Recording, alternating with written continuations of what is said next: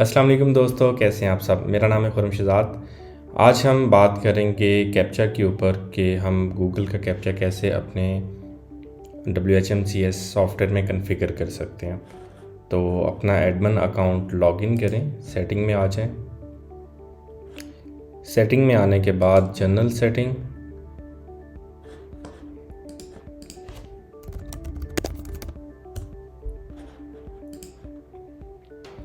और यहाँ से सिक्योरिटी के अंदर इनविजिबल कैप्चा, और यहाँ से आप गूगल का कैप्चा का एडमिन ओपन कर लें और अपना डोमेन नेम आपने इंटर करना है।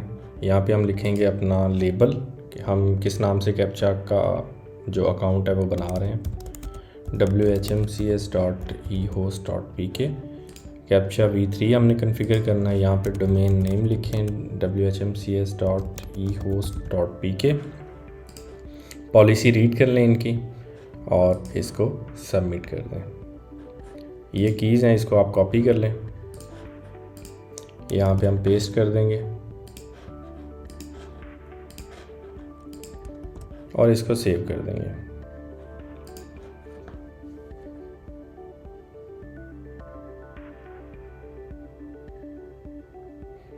वेरिफिकेशन के लिए कि हमारा कैप्चा काम कर रहा है या नहीं कर रहा, तो हम जाएंगे क्लाइंट साइड पे